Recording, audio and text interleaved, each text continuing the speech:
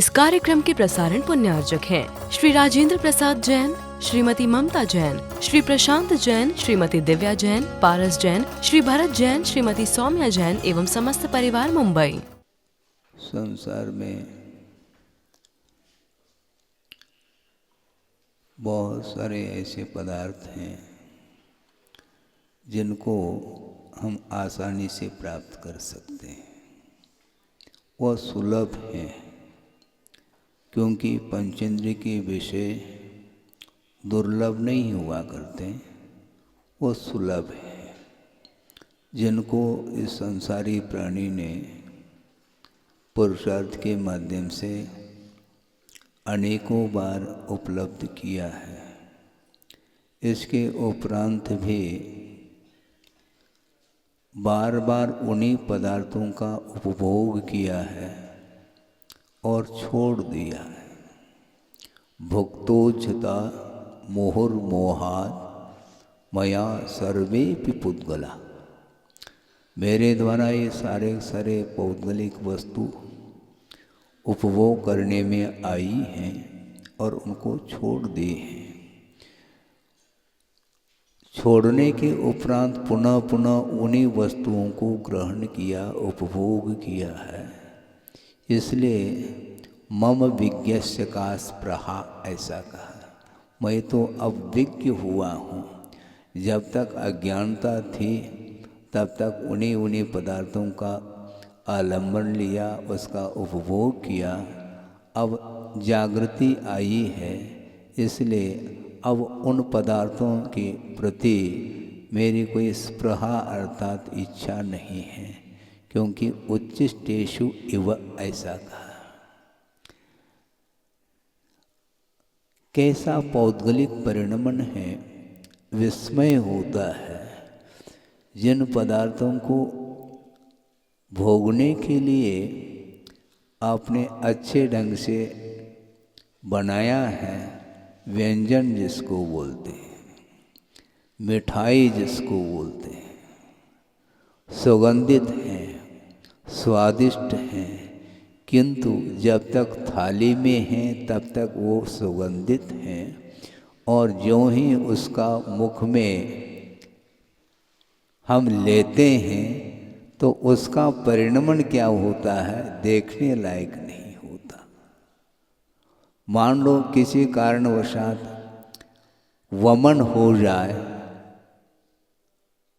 उसके बाद उसको देखने का भाव नहीं होता, उसमें बदबू आती है, दुर्गंध आ जाती है, जबकि उपभोग करने के पूर्व में उसमें सुगंधी थी। तो इस प्रकार ये सारे पदार्थ अनेक बार नहीं, अनंत बार उसका उपभोग किया है, फिर भी वह चाव से उपभोग करना चाहता है। ये अज्ञान का परिणाम है और कोई भी परिणाम नहीं है। इसलिए जो ज्ञानी होता है उसको ज्ञान प्राप्त होने के उपरांत उस ओर दृष्टि उसकी नहीं जाती। ज्ञेय पदार्थ अर्थात जानने योग्य पदार्थ अनंतानंत हैं। उसमें उपादेय अर्थात ग्रहण करने योग्य एक ही शुद्ध परमात्म तत्व है जो कि ग्रहण करने योग्य हैं। बाकी जितने भी पदार्थ हैं वे हेय हैं, ऐसा कहा। हेय का अर्थ छोड़ने योग्य हैं, ग्रहण करने योग्य नहीं है, क्योंकि ग्रहण करने के बाद उसका परिणमन ऐसा हो जाता है, वह किसी भी इंद्रिय के द्वारा भोगने योग्य नहीं रहता। ऐसी स्थिति में हम विचार हमें करना चाहिए। स्वर्ग पहुंच जाता है, वहाँ पर जो सुख का अनुभव करता है, वैभव के बीच में बैठ करके आनंद का अनुभव करता है, वो अनंत बार कर चुके हैं। पुनरावृत्ति हो रही है, पहली बार वह उपभोग कर रहा है ऐसा नहीं है। इसके बाद भी वह पुनः पुनः ग्रहण करने का भाव इसलिए आता है क्योंकि वह तृप्तिजनक नहीं है। तात्कालिक तृप्ति जैसे लगती है, किंतु वह तृप्तिजनक नहीं है। अतृप्तिजनकम ऐसा कहा आचार्य ने। और इस पंचेंद्रिय के विषयों से उत्पन्न होने वाला जो सुख है वह तृप्तिजनक नहीं है, और मोह दाव वन्नेर महेंद्रम कहा है। मोह रूपी दावाग्नि को प्रज्वलित करने के लिए ईंधन का काम करता है कौन? विषयजन्य सुख। और असात संततेर बीजम कहा, दुख की परंपरा का वह बीज है। जिसको हम सुख बोल रहे हैं वह दुख की परंपरा का बीज है। इसलिए इस प्रकार समझ करके आस्था का विषय बना करके उसको छोड़ने का पुरुषार्थ करना चाहिए, क्योंकि वह ये है छोड़ने योग्य। कभी कभी यह मन में विकल्प आता है कि सम्यक दृष्टि को आखिर हो क्या जाता है। जिसने हे पदार्थ के प्रति हे दृष्टि से श्रद्धान किया है, फिर भी उसी को उठाने का भाव रखता है। ऐसा क्यों होता है महाराज? फिर श्रद्धान काम नहीं करता है क्या? श्रद्धान तो श्रद्धान का ही काम करता है। आचरण के बिना वह श्रद्धान पंगु है, क्योंकि विश्वास भर हुआ है। विश्वास कर लिया, इसी का नाम श्रद्धान है। और श्रद्धान के साथ संवेदन नहीं हो सकता, क्योंकि संवेदन अलग वस्तु है, श्रद्धान अलग वस्तु है।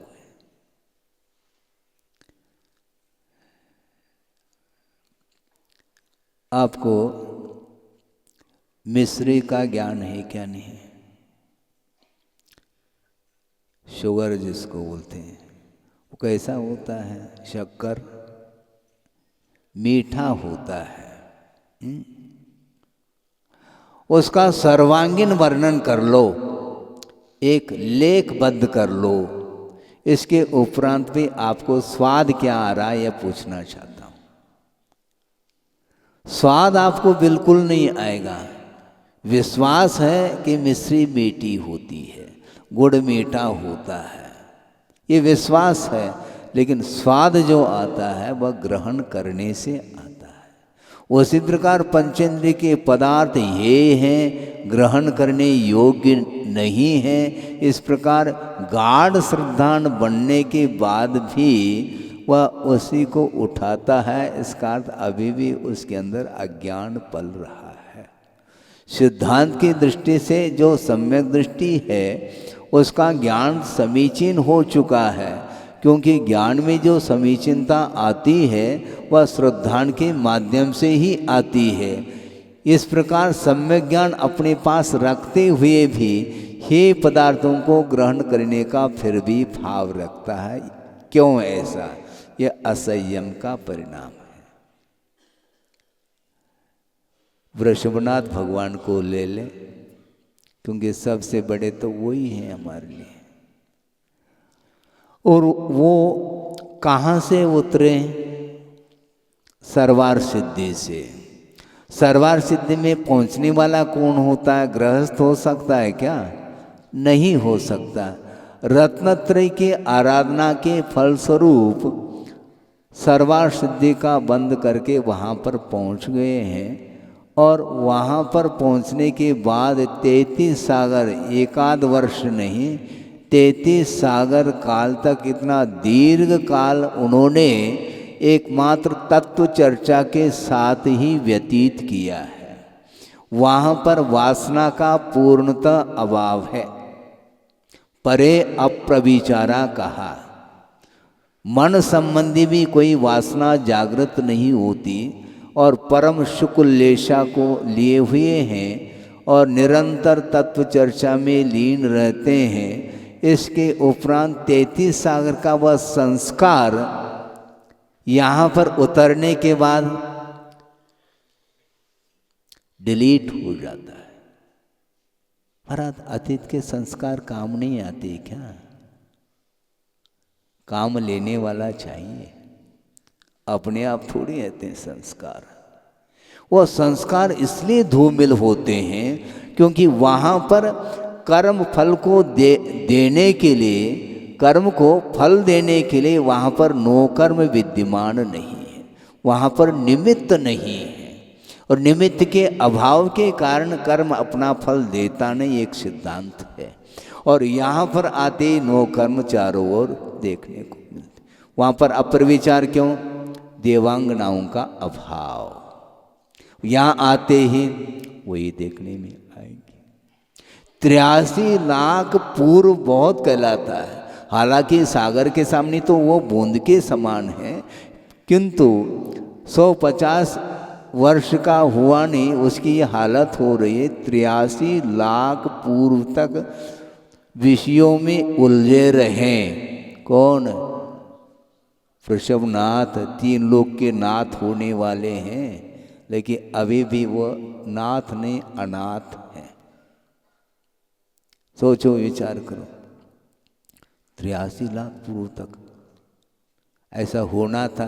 नहीं, ऐसा होना नहीं। उनका वह ज्ञान पर वस्तु से प्रभावित है, ये इसको आप नकार नहीं पाओगे। हाँ, क्षायिक सम्यक दर्शन है, हाँ, गाढ़ श्रद्धान, हाँ श्रद्धान रखो गाढ़, हाँ 3 ज्ञान के धारी हैं, वायवर्त अनुगामी अवधिज्ञान लेकर के आए हैं, क्षायिक सम्यक दर्शन है, और उसी भोग से मुक्त होने वाले हैं, उनका अकाल मरण नहीं है। इसके बाद वह वैभव उनको आकर्षित क्यों कर रहा है, जबकि सम्यक ज्ञान उनके पास है। सम्यक ज्ञान होना अलग वस्तु, किंतु त्याग का भाव जब तक नहीं है तब तक वह यही वस्तु को उठाता चला जाता है। ये असंयम का प्रभाव है। अप्रत्याख्यानावरणीय कषाय का इतना जबरदस्त प्रभाव है, तो अनंतानुबंधी का प्रभाव कितना होता होगा, आप अनुमान लगाओ। हाँ, अनंतानुबंधी कषाय उसको बोलते हैं। उसको अनंतानुबंधी क्यों कहा?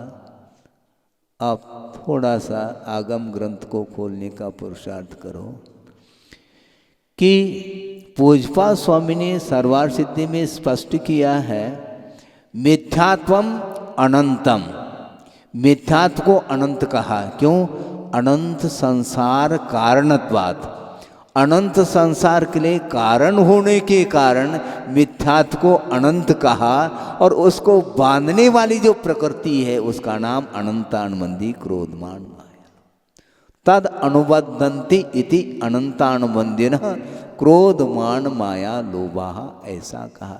मिथ्यात्व प्रकृति बंध योग्य तो है, किंतु बांधती नहीं। वो मिथ्यात्व को बांधने वाली प्रकृति कौन सी? अनंतानुबंधी कषाय है, जो कि अनंत को बांधने की क्षमता वह रखती है, वह अनंतानुबंधी कषाय।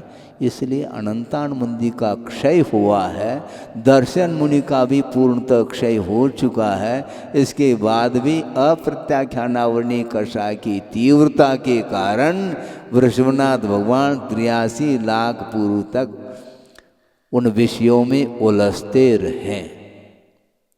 एक और नीलांजना की बात करते हैं। नीलांजना का दृश्य वो देख रहे हैं, वह सम्यक दृष्टि है क्या? नहीं है। फिर सम्यक दृष्टि होने के उपरांत भी इस प्रकार क्यों हो रहा है? राग का अभाव नहीं हुआ।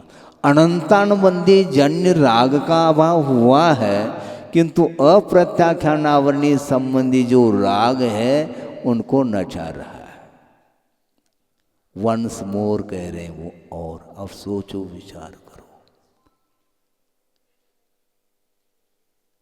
अनंत भार भोगने के बाद भी सामान्य व्यक्ति की बात जुदी है, किंतु वृषभनाथ को क्या हो गया? इसी को बोलते हैं आकर्षण। मन को संयत बनाना खेल नहीं है। हाँ, मन को केंद्रित करना खेल नहीं है। एक छात्र आया मेरे पास, कॉलेज का छात्र था। उसने कहा कि महाराज मैं बहुत परेशान हूँ। क्यों, क्या बात हो गई? बहुत पुरुषार्थ करता हूँ किंतु मेरा मन स्थिर नहीं हो पा रहा है। मेरा मन बहुत अस्थिर है महाराज, इसके लिए मैं क्या करूँ? तो हमने कहा कि कौन कहता है कि तुम्हारा मन अस्थिर है? जो आपके लिए अविष्ट है वहाँ पर तुम्हारा मन स्थिर है। जहाँ लगाना चाहते हैं वहाँ पर नहीं लग पा रहा है, किंतु जहाँ पर लग चुका है वहाँ पर तो स्थिर है ना। कहीं ना कहीं आपका मन स्थिर है, तो पक्की बात है। जहाँ केंद्रित करना चाहते हैं वहाँ पर स्थिर नहीं हो पा रहा है। ऐसा क्यों होता है महाराज? क्यों, क्या? निमित्त जैसे मिलते चले जाते हैं उसका प्रभाव पड़ता चला जाता है।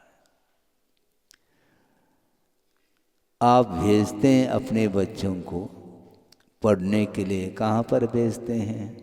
सतना में नहीं महाराज, सतना में वह प्रबंध नहीं है, वो क्वालिटी नहीं है। तो कहाँ पर है? हाँ, कोटा। उसके बिना कोटा पूर्ण नहीं हो पाता। कोई कोटा भेजता है, कोई बॉम्बे भेजता है, कोई पूना भेज देता है, कोई दिल्ली भेज देता है, कोई बेंगलोर भेज देता है। इसमें भी यदि संतुष्टि नहीं मिलती तो आउट ऑफ कंट्री चला जाता है। मेरा बेटा अमेरिका में पढ़ रहा है, वो स्वयं फुलानी समझ रहा है जैसे वो स्वयं पढ़ रहा हो। मेरा बेटा है, नाम कमाएगा। क्या नाम कमाना? वहाँ जा कर के वह गया है, किंतु आपको ख्याल नहीं कि वहाँ पर वो कर क्या रहा है। ज्ञानार्जन करने के लिए गया है, विद्या को हासिल करने के लिए गया है, किंतु विद्या हासिल नहीं हो पाती। होती भी है तो वह लौकिक क्षेत्र में वह विद्या काम में आती है, परमार्थ क्षेत्र में उस विद्या का कोई भी रोल नहीं है, कोई उसकी उपयोगिता ही नहीं है। भौतिक क्षेत्र में वह काम में आ जाता है ज्ञान, किंतु परमार्थ क्षेत्र में उसका कोई भी मूल्य नहीं है। बल्कि आचार्य कहते हैं कि पंचेंद्र के विषय के माध्यम से ही ज्ञान नष्ट होता है, ऐसा कहा।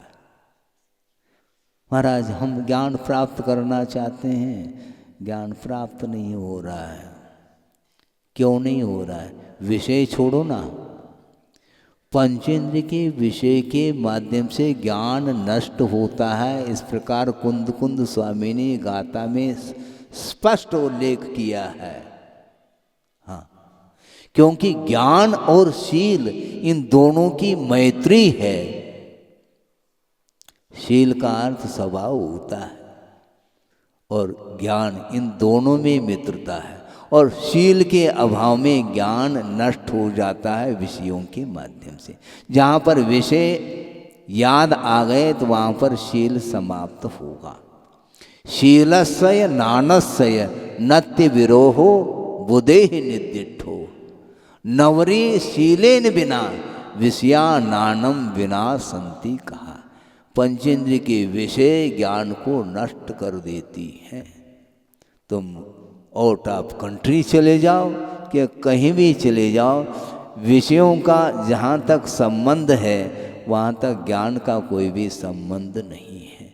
इसलिए परमार्थ क्षेत्र संबंधी ज्ञान यदि अल्प मात्रा भी क्यों न हो तो आपका कल्याण होने वाला है। और भौतिक ज्ञान बहुत लंबा चौड़ा है। भौतिक ज्ञान तो फिर भी ठीक है, परमार्थ संबंधी भी ज्ञान हो गया है, किंतु वह ज्ञान द्रव्य श्रुत के रूप में है। मिथ्या दृष्टि को भी 11 अंग और 9 पूर्व का ज्ञान हो सकता है, होता है, इस प्रकार आगम का उल्लेख है। इसके उपरांत भी उसके पास सम्यक दर्शन नहीं, सम्यक दर्शन से वंचित है वो। इसलिए सम्यक दर्शन के अभाव में वह किसी भी कर्म का संवर करने का अधिकारी नहीं हो सकता। सम्यक दर्शन के बिना न संवर होगा न निर्जरा होगी। तो महाराज वृषभनाथ तो सम्यक दृष्टि थे ना। अनंतान मंदिर संबंधी संवर हो रहा है, हो चुका है, किंतु अप्रत्याख्यानावरण जो कषाय है उसका यदि संवरण करना चाहो, उसकी निर्जरा करना चाहो, तो कम से कम उसको अनुवृत्ति बनना पड़ेगा। और प्रत्याख्यानावरणीय कषाय का यदि अभाव करना चाहो तो चारित्र को अंगीकार करना पड़ेगा। तो 83 लाख पूर्व तक उसका उपयोग, उनका जो मन है वह प्रभावित हो रहा है। मन को संयत करना चाहो तो बहुत कठिनाई है, श्रवण के लिए भी कठिनाई होती है। आचार्य महाराज ने निजानुभव शतक पढ़ा होगा, उसमें उल्लेख किया है कि मन की क्या दशा होती है। क्या हो गया समझ में मुझको न आता, क्यों बार बार मन बाहर दौड़ जाता। स्वयं आचार्य कह रहे हैं, और स्वाध्याय ध्यान करके मन रोध पाता, पैश्वान सा मन सदा मलशोध लाता। ये अपने आवश्यकों में जब तक श्रवण रहते हैं तब तक मन संयत रहता है, और थोड़ा सा फ्री बैठ जाए तो बस पुनः वहीं जाएगा वो। एक बार की बात है, एक सज्जन आए, वो बार बार आते थे अपने पास।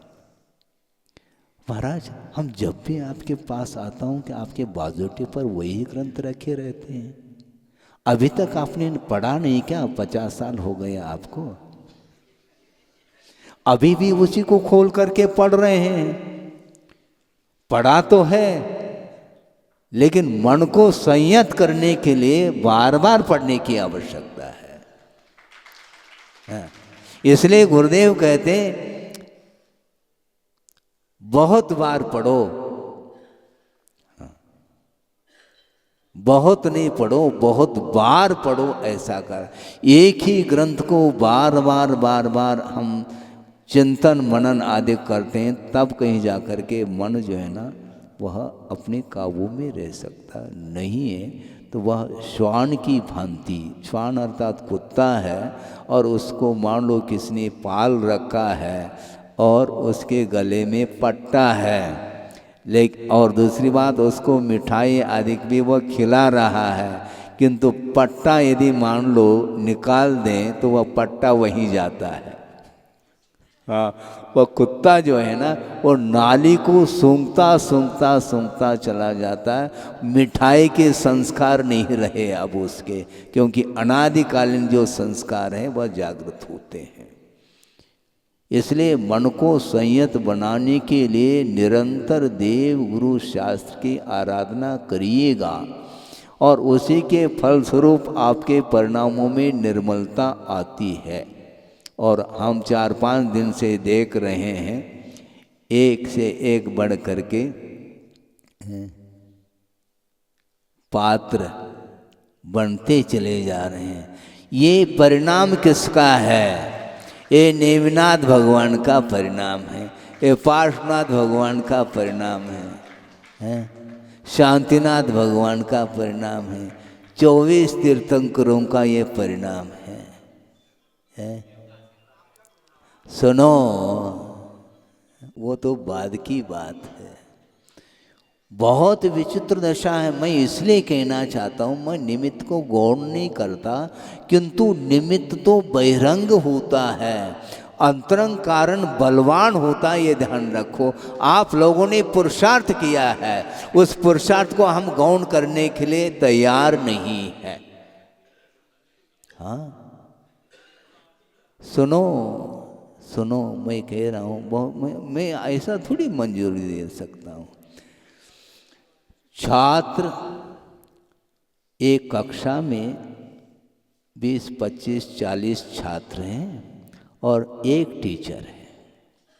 वह प्रतिदिन पढ़ाते चले जा रहे हैं और एक छात्र मेरिट में आता है, एक छात्र गुड सेकंड, एक सेकंड, एक थर्ड, एक सप्लीमेंट्री और एक फेल होता है।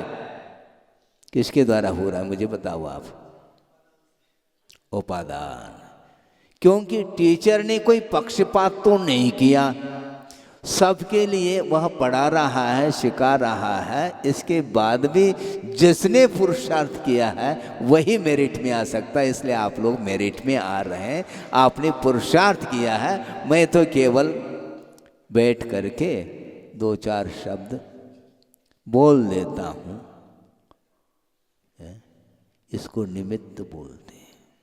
निमित्त के बिना कोई भी, निमित्त के बिना कार्य नहीं होता।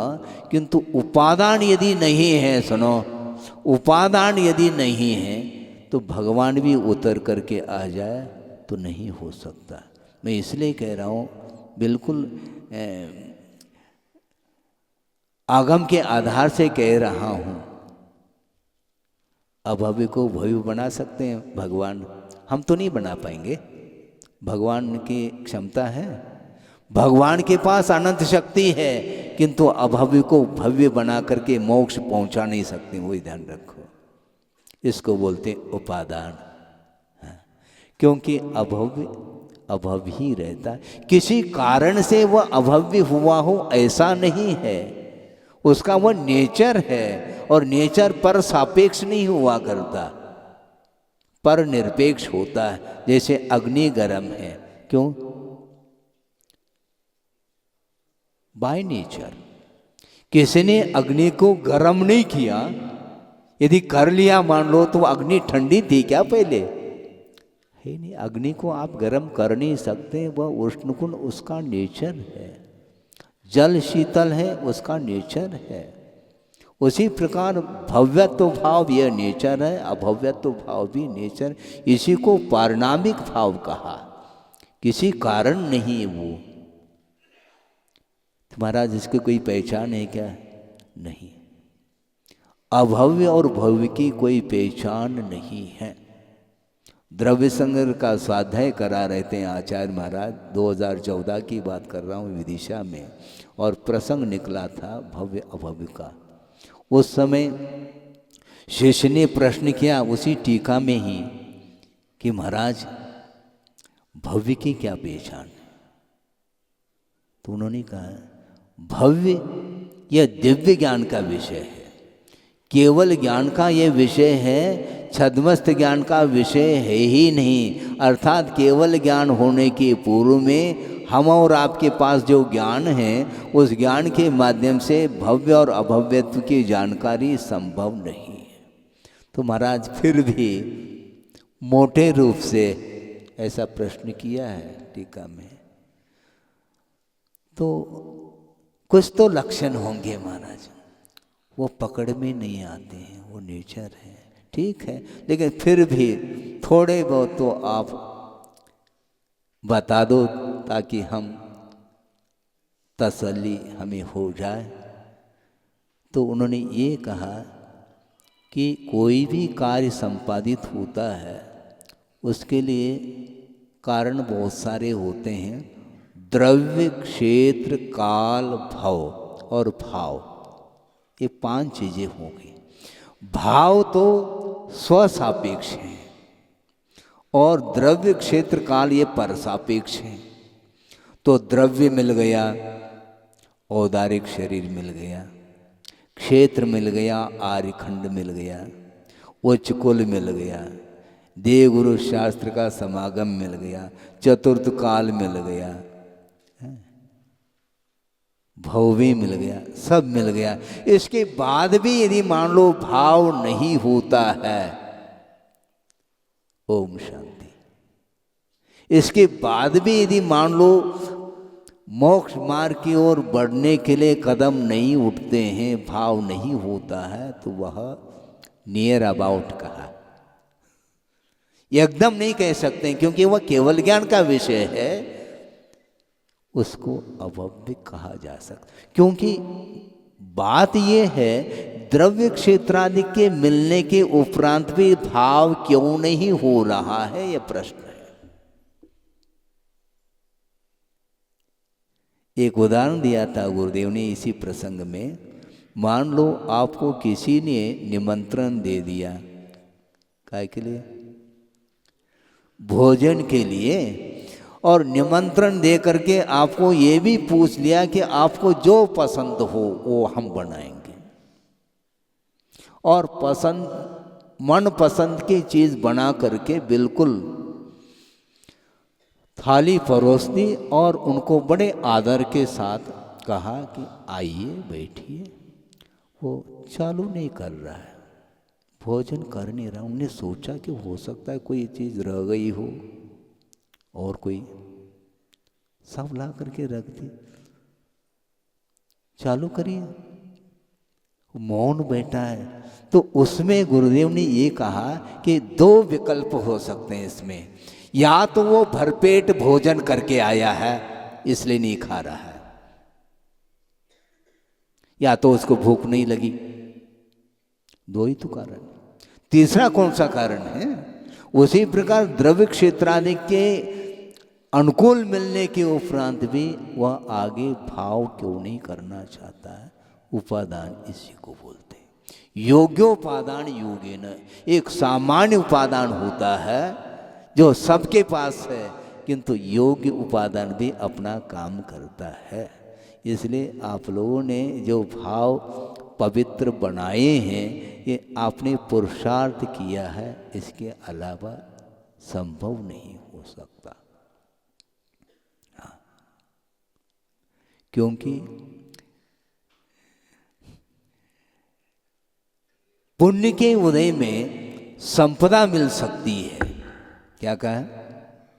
पुण्य के, क्योंकि पुण्य का उदय जो हुआ है, आपने पुण्य संचय किया है पुण्य का, तो उदय आया है। तो पुण्य के उदय में वैभव मिल सकता है, संपदा मिल सकती है, किंतु उस संपदा का सदुपयोग करने के लिए साथ से पुण्य की आवश्यकता है जो कि आपके पास। अन्यथा उस वैभव का उपयोग संसारी प्राणी ने अनंत बार विषयों में किया है। धार्मिक क्षेत्र में वित्त का सदुपयोग करने के लिए साथ से पुण्य का संचय आपने किया होगा, इसमें कोई संदेह नहीं। उसके बिना दान के परिणाम हो नहीं सकते। यथा योग्य हो, इसमें कोई बाधा नहीं है हमें, किंतु जो देने का भाव आया है ये बिना धर्म के संभव है क्या? संभव नहीं है। उस पदार्थ के प्रति मोह नहीं रहा और वो दे रहा है, और इधर उधार देने के लिए 10 बार सोचना पड़ रहा है उसको, हम नहीं दे पाएंगे उधार, क्योंकि वहां पर दान नहीं है। और दान की बात आती है, वह ये सब क्या है? ये सब धर्म का प्रभाव है। बिना धर्म के प्रभाव के संभव नहीं है। इसलिए उपादान आप लोगों का तगड़ा है, बिल्कुल मानना पड़ेगा। अन्यथा एक व्यक्ति मेरिट में आया, दूसरा फेल क्यों हुआ? जबकि टीचर ने सबको समान रूप से पढ़ाई कराई। नहीं, मेहनत जिसने की है उसने पाया। इसी प्रकार मेहनत करते रहो। महाराज आप यहीं पर बने रहो तो हम मेहनत करेंगे। है? हम कैसे बने रह सकते हैं? क्योंकि आगम की आज्ञा है कि साधु कभी भी एक स्थान पर बना नहीं रह सकता। बहता पानी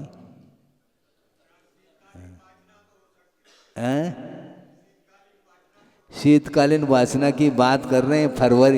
फरवरी आने वाली है। हाँ, दिसंबर और जनवरी 2 महीने शीतकाल के हैं। धीरे धीरे आपके जो ना कोट के बटन भी खुलने लग जाएंगे। हैं? शीत का निवारण हो जाएगा। शीत कोई है ही नहीं है। लगभग समाप्ति की ओर है। इसलिए हम बार बार ये कहना चाहते हैं, साधु कहीं भी रहें किंतु उनकी उपासना आप कहीं भी रह करके करो, क्योंकि आपके पास भले ही सतना से साधु कहीं चले जाएं, किंतु शांतिनाथ भगवान, नेमिनाथ भगवान तो यहीं पर रहेंगे। इसलिए उनके लिए उच्च स्थान दे करके अच्छे ढंग से भाव विभोर हो करके उनकी पूजन अर्चन आराधना आदि करें। उसके माध्यम से निरंतर पुण्य का संचय हो सकता है। और पुण्य का संचय जो होता है उसका उपयोग हमें विषयों में नहीं करना। मोक्ष मार्ग में पुण्य बाधक नहीं, किंतु पुण्य का जो फल है वह बाधक है, ये कहा है। पुण्य का सेवन नहीं करना, पुण्य करते चले जाओ और उसका उपयोग मोक्ष मार्ग में करो, धार्मिक क्षेत्र में करो। उसके माध्यम से और विकास होता चला जाता है। आपका समय हो गया है, इसलिए वृषभनाथ भगवान का उदाहरण दे दिया। सोचो, विचार करो, उसी भव से वह मुक्त होने वाले हैं और मोक्ष मार्ग के नेता बनने जा रहे हैं। इसके उपरांत भी 83 लाख पूर्व तक उनको वही रहना पड़ा। इसको बोलते हैं जबरदस्त मोह का प्रभाव। और ये मोह अनंतानुबंधी संबंधी नहीं, इसके बाद भी इतना वह झकझोर कर रहा है उसको। अप्रत्याख्यानावरणी कषाय, बिना मोह के कोई भी पदार्थ का ग्रहण नहीं हो सकता, ये लिख करके रखो। ग्रहण भाव जो होगा बिना मोह के संभव नहीं। परसेंटेज अलग वस्तु, ग्रहण करने का भाव है तो मोह है। शुक्ल लेशा वाला भी रहे किंतु वह भी ग्रहण करता है, वह गिरा हुआ फल ग्रहण कर रहा है। उदाहरण के लिए दिया है षडलेशा का जो चित्र दिखाया है, उसमें जो शुक्ल लेशा वाला है वह पेड़ से जब फल पका हुआ गिर जाता है तो उसको वह ग्रहण कर रहा है, किंतु ग्रहण तो कर रहा है वो भी। इस कार्यक्रम के प्रसारण पुण्यार्चक थे श्री राजेंद्र प्रसाद जैन, श्रीमती ममता जैन, श्री प्रशांत जैन, श्रीमती दिव्या जैन, पारस जैन, श्री भरत जैन, श्रीमती सौम्या जैन एवं समस्त परिवार, मुंबई।